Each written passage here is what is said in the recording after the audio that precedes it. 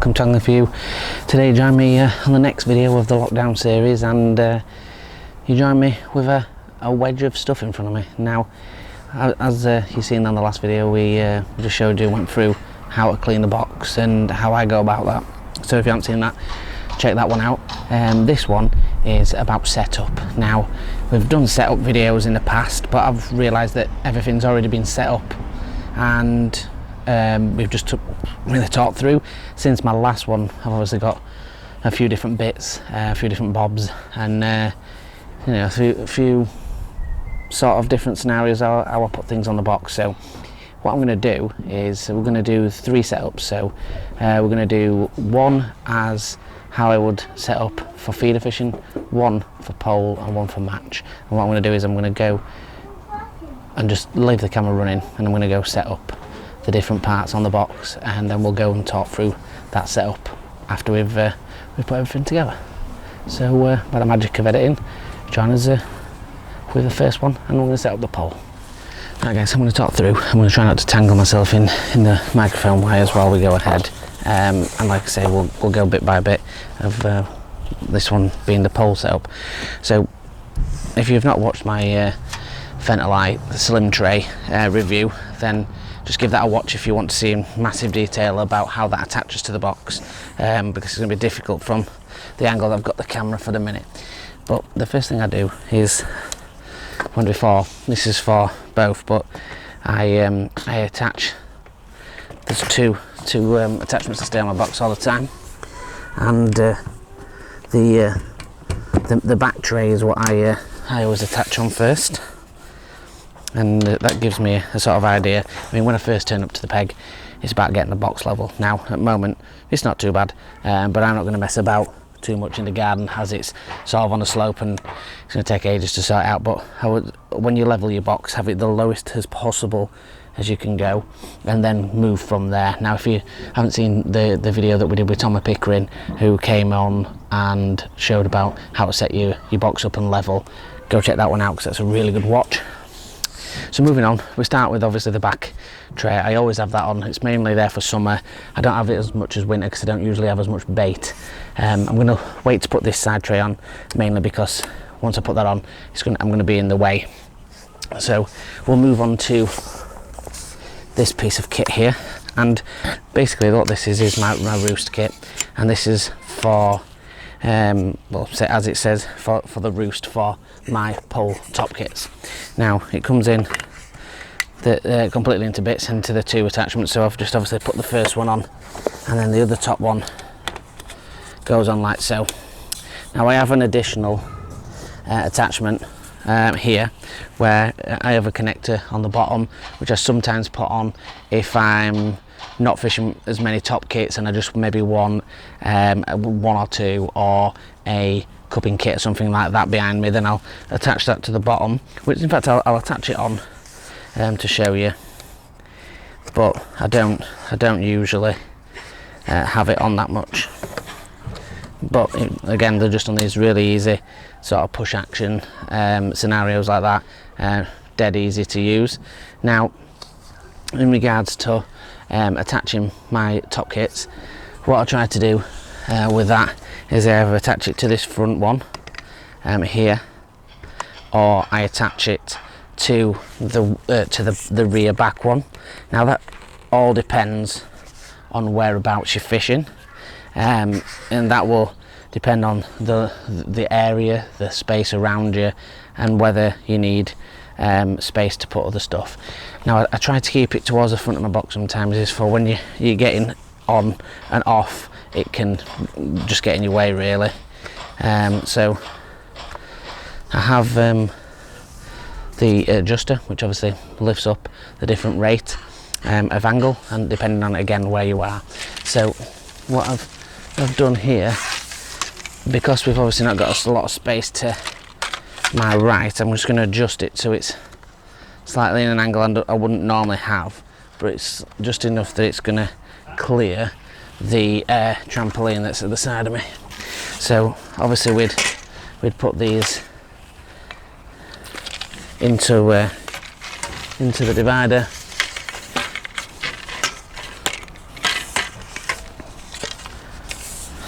like so, and then the longer ones should just about get them in on that one there.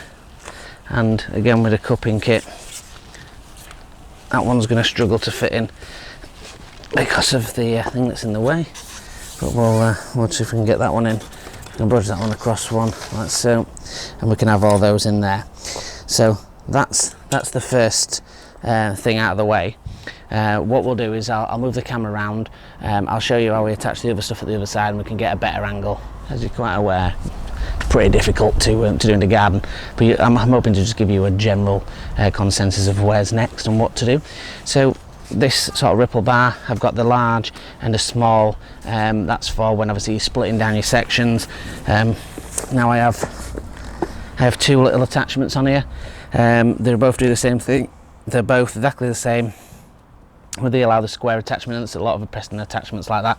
So that little one at the back that we've just seen, the sort of the top kit holder, little one there, that one is the same fitting. The bowl, when I show you the feeder setup, is exactly the same. So they are really good and universal. So you just, I say, this is why I love the Preston attachments, and I'm not just saying that because I've got Preston stuff, I had it on my Reeve and everything. They're just so easy, you know, it's just push on, leave them on, and it's done. I can leave the other one out of the way, and it's nice and simple. Now what I've done is I've moved, obviously my roller would be far away, but just to sort of give you an idea in a miniature version, imagine they're sort of the longer pieces of pole. Now moving along to the last part is the side tray. So what I'm going to do is just attach that side tray on a bit further back, and I really do like the sort of Ventilite trays. I just love that I've had it for well over a year and I fish a lot, and it's still just as tight to clip on. And like I say, normally I'd have this a little bit more across to access the kits that are behind. That's only because I've got the trampoline to my side, or I would have it off the back. But what I've found being smaller is that if I have them at the back, they're a bit of a stretch for me. So here I can just literally pick a top kit up and I'm away, and I find that so much easier. People might disagree and they might have their own methods and ways, that's fine, but if there's a bush at the side of me, can't always do it. You can obviously put an angle on it, but you've got to be aware of the tray. So if it clears it, I can put some angle on it and I can get away with that, but I do like it there. And I sometimes have my rods on there as well. You know, if I'm in a match situation, which I'll go into, I'd also have a couple of feeder rods on there. So towel, essential. I always have that pretty much the same place, and that's just on this back corner. It allows me to get to all my bait here, and then it's just there for my hands, and sometimes lay it across the back. If I'm in winter fishing, then I tend to just keep it there, but maybe in summer I'd lay it across the back. So the last thing, and I might have to shorten this a little bit to get into the garden, let's have a look, is definitely gonna have to shorten it, so I'm just gonna take that end one off. So imagine I would have the three sections, would be my net. We've just fit. So again, the net would sit there, which is perfect. And I was going about having things to hand, and it's absolutely paramount. It runs across the front of my tray, so it's not interfering with my bait. My bait is at perfect height, just boom, straight away, cattying it out, not a problem. My net's here straight away to pick that up, scoop the fish, put it back. Like I say, I fish left-handed, so if you're right-handed, you might want to reverse all this to the left so you can ship your pole this way. Everything's to hand there, and if I fish my feeder, we'll go into that, but my connection for that is lower down, so it doesn't interfere. This doesn't interfere in any way with my fishing my feeder, which I'll go into when we go into the feeder setup. And again, moving on to this side, I've got both pole sections here. So if you imagine, I might have 9 meters worth of pole here, and I might have up to 13, 14, 16, whatever amount of pole on that side. I tend to, say if I'm fishing 13 and I just want to make sure that I've got some spares, then what I generally do is have the spares sat on there, maybe usually on the end, the 2 extra sections just in case, and then here when I'm getting anything on a top kit, I either sit on the top kit and do it, or I just rest it down here if I'm netting a fish, and I'd just probably pick my top kit up like so and just rest my top kit there while I do everything. That means that nothing's going to fall off or blow away or anything like that. And then obviously the two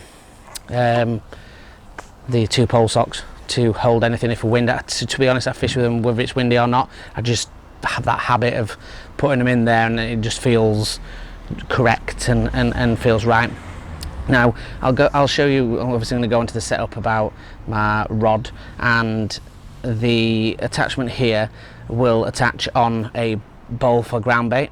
Now I can still attach that even if I'm, say if I'm in a match, or say if I'm fishing paste, I can still attach that here, even in the space with everything on. So I've played around with everything, and this is how I feel for me that fits everything on, where I'm not tripping over anything, and I can easily access it for videoing, which is obviously a big thing I think about. And now the wires usually coming down through the gap under here, and straight down to the side of me, or if I'm filming from that side, the wires would run across this side and down there, and that way I don't really like them on camera if I can help it. It just feels a bit amateurish, and I know I'm not no Attenborough, but for me I just prefer it like that. So everything's to hand, main point, I can access. I've got that drawer at this side. Nothing's hitting on there, I can get to that drawer, and like I said before, because of the way the seat is attached, I can't put the other drawer at that side, which is a bit of a bad thing really, because sometimes you could just unscrew it and turn it around, but there's no access to screws, they're all riveted on, so I have to have it this way. But the way, because I have the box so low, and it doesn't affect the legs, because what I would do is I'd lower the base legs, not the main legs, so it doesn't actually alter the fact of how I am on the main legs, which means I can open that drawer perfectly underneath this side tray, and that allows me to just get what I want. And what I tend to do is have the main things that I need in the first compartment, and just makes it absolutely easy to do. So what I'm going to do now is I'm just going to switch to the other setup, and we'll take this to pieces, and you can have a look and see how we go. Right, guys, you see me ready to set up the rods scenario, and obviously this will do feeders, wagglers, as long as you're comfy again, that's the main part of it. Now I've got the off box attachment, this is the smaller of the two, with a sort of fixed U shape, so then the eyes can sit against and it won't pull it out. Got this sort of groove which matches up with the attachment that stays on my box, and like any snap lock, just clicks on there, nice and simple. Now moving on to the rest of the parts, again I've got this little attachment, and this is where my butt rest comes on, so that just simply sits in there. And then over on here on my box, I have this one, it sort of sits against there, and again like everyone in the Preston range, it just sits in there, and once you sat in your box you can make sure that it's in the place that you need it. Now I will move this feed around in a second and I'll show you that. I'm just going to put this bowl there, and we'll get ourselves a little bit more comfier on the box. Now as I was saying in the first part, I'm just going to stretch this wire out a little bit. As I was saying in the first part, there is sort of two different attachments to that have the square on it. Now like I was saying before, I utilise these for the bowl. Now I turn these, and this is important for fishing, if I'm fishing with ground bait, if I'm sometimes just fishing with pellets, or things for a method, and it's hot. If it's hot, I usually have them under here, I'll be honest, and I don't always have them in the ring, and I have got a lid for it as well, but I don't always have it in there. But if I have the ring on, which is moderately often, I attach it like so, and once I've done that, I usually lower it down a little bit, because it's quite a big bowl and it's easy to reach, and it just sits down there and it allows me to get to it wherever I want it. The top one, I fasten on this connector, which is the connector that I had on the rear for any additional things, but a lot of the time I don't need to use it, so I use it for this purpose. And I'll get the rod out firstly. Now this is just a 10 foot, it doesn't make a difference on what size you're using, but I will obviously turn the thing and drop it lower so the rod's near the water when I'm fishing, and then realistically it sits up against the butt, against the eye holder, and the rod's there, it's out my way, I can reach all my stuff and I can just pick up and we're away and into the fish. I found that setup works absolutely a treat for me. I can angle the rod that way if I was casting across myself and just twist that and set it up the same way. A lot of the times the camera's in the way, but I would have that more or less straight, and it'd be an easier access to it. Now for the net, this is where this comes into. Now imagine I'd obviously have a longer pole behind me, but then that'll just sort of rest on there, or sometimes it just rests on there, and that's just because it's got the grooves in it, it'll hold nice and simply. What I'll do is I'll flash back to, obviously I haven't got my keep nets with me, I'm buying some new ones this year, but I can put things back on and show you how it will look with absolutely everything attached to it, and for a match scenario. So in the wonders of editing, we'll just clip over to that and see how it looks. Right guys, so this is how the match setup would look. Obviously I would have 2 keep nets or 3 depending on what's going on in front of me, but as you can see it's not too dissimilar from just merging both together. So I've obviously put back the ripple bar, but the bowl's still under there. Like I said before, it's still accessible, easily accessible. The pole I always shove out of the way if I go onto the rod.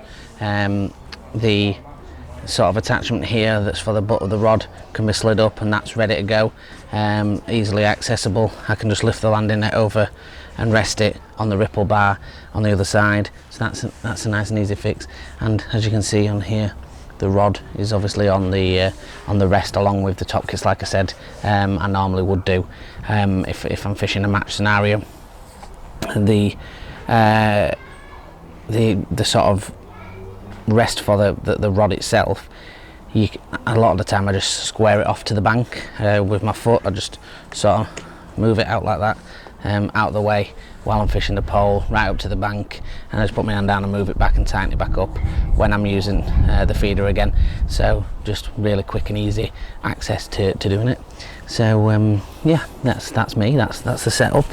I hope it proves a good little insight to what I use and what I've got. We'll be getting some new nets for the new season depending on what goes on. But yeah, this is how it is, and this is how I feel comfortable. Everything's to hand. I can access everything once I'm on the box. I don't really need to worry about anything once I'm sat down.